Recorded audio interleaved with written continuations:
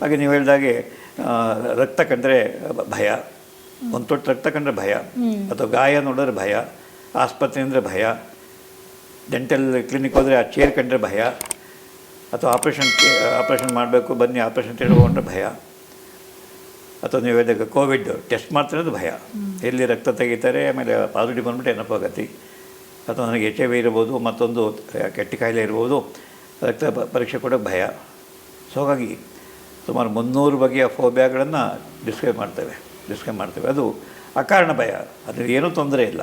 ಒಂದು ಸಣ್ಣ ನಾಯಿ ಮರಿ ನೋಡಿದ್ರೆ ಅಥವಾ ನಾಯಿ ಬೊಂಬೆ ನೋಡಿದ್ರೆ ಭಯ.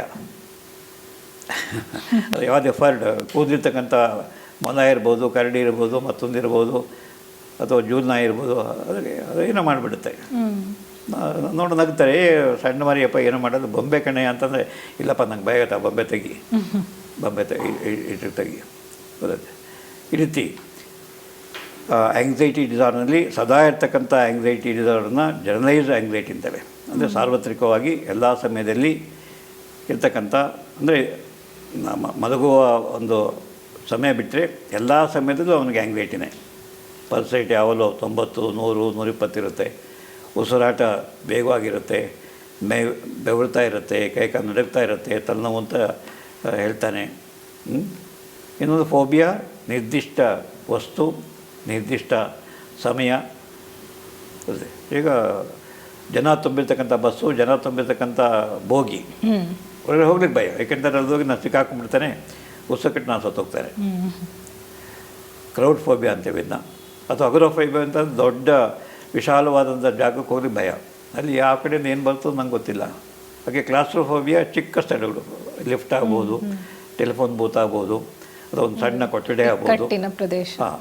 ಅದು ಕ್ಲಾಸ್ಟ್ರೋಫೋಬಿಯಾ ಅಂತೇವೆ. Animal phobia, insect phobia, injection phobia, needle phobia, doctor phobia, hospital phobia. ಏನಾಗೆ ಅವ್ರಿಗೂ ಅಷ್ಟೇ ಸರ್, ನನಗೆ ಭಯ ಆಗ್ಬೋದು, ಯಾಕಾಗುತ್ತೆ ಗೊತ್ತಿಲ್ಲ ಸರ್. ಹಾಗೆ ಪ್ಯಾನಿಕ್ ಅಟ್ಯಾಕ್ಸು, ಅದು ವಿಶೇಷ ಸನ್ನಿವೇಶಗಳು ಬರ್ಬೋದು, ಅಥವಾ ಇದಕ್ಕಿದ್ದಾಗೆ ಪ್ಯಾನಿಕ್ ಅಟ್ಯಾಕ್ ಬರ್ಬೋದು. ಹಾಗಾಗಿ ಪ್ಯಾನಿಕ್ ಅಟ್ಯಾಕ್ಸ್ ಬರತಕ್ಕಂಥವ್ರು, ಫೋಬಿಯಾ ಇರ್ತಕ್ಕಂಥವ್ರು, ಅಥವಾ ಜನರಲ್ ಇರ್ತಕ್ಕಂಥವ್ರು ಭಾಳ ಹಿಂಸೆ ಪಡ್ತಾರೆ. ಅವ್ರಿಗೆ ತಮ್ಮ ರೊಟೀನ್ ಕೆಲಸಗಳನ್ನು ಮಾಡಲಿಕ್ಕೆ ಆಗೋದಿಲ್ಲ. ಸಾಮರ್ಥ್ಯ ಇದ್ದರೂ ಕೂಡ ತಮ್ಮ ಸಾಮರ್ಥ್ಯವನ್ನು ತೋರ್ಪಡಿಸಲಿಕ್ಕೆ ಅವರಿಗೆ ಕಷ್ಟ ಆಗುತ್ತೆ. ಹಾಗಾಗಿ ಬುದ್ಧಿವಂತ ಆದರೂ ಫೇಲ್ ಆಗ್ತಾರೆ, ಒಳ್ಳೆಯ ಕೆಲಸಗಾರರು ಕೂಡ ಬಯಸ್ಕೊಳ್ತಾರೆ. ಅಲ್ಲಿ ಒಂದ್ಸರಿ ಬಯಸ್ಕೊಂಡ್ರೆ ಆಮೇಲೆ ಪುನಃ ನೆಕ್ಸ್ಟ್ ಡೇ ಹೋದರೆ ಮತ್ತೆ ನಾನು ಬಯಸ್ಕೊಳ್ತೀನಿ, ಅದಕ್ಕೆ ಭಯ. ಹಾಗೆ ಒಂದ್ಸರಿ ಆ್ಯಕ್ಸಿಡೆಂಟ್ ಆಯಿತು, ಆಮೇಲೆ ವೆಹಿಕಲ್ ಮುಟ್ಟಲ್ಲ, ನಂಗೆಲ್ಲ ಆಗಲ್ಲಪ್ಪ, ನನಗೆ ಮತ್ತೆ ಆ್ಯಕ್ಸಿಡೆಂಟ್ ಆಗುತ್ತೆ, ನಾನು ಮತ್ತೆ ಬಿದ್ದೋಗ್ತೇನೆ, ಆಮೇಲೆ ಒಂದು ಕಾಲಿಗೆ ಏಟಾಗಿತ್ತು, ಇನ್ನೊಂದು ಸರಿ ಆದರೆ ಕಾಲೇ ಕತ್ತರಿಸೋಗ್ಬಿಡುತ್ತೆ. ಸೊ ಈ ರೀತಿ ಭಯ ಅಂತಕ್ಕಂಥದ್ದು ಮನುಷ್ಯನ ಆಲ್ಮೋಸ್ಟ್ ನಿಷ್ಕ್ರಿಯನ ಮಾಡುತ್ತೆ, ಪ್ಯಾರಲೈಸ್ ಮಾಡುತ್ತೆ.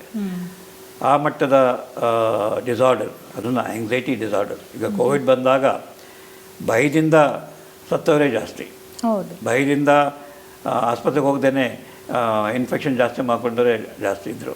ಹಾಗೆ ಭಯದಿಂದ ಆತ್ಮಹತ್ಯೆ ಮಾಡಿಕೊಂಡ್ರು.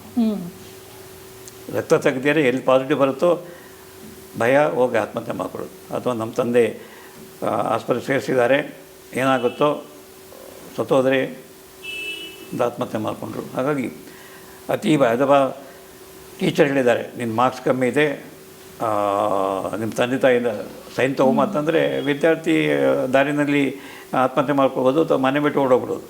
ಯಾಕೆಂದರೆ ಅಪ್ಪ ಬೈತಾರೆ, ಅಮ್ಮ ಬೈತಾಳೆ, ನಂಗೆ ಅವಮಾನ ಆಗುತ್ತೆ.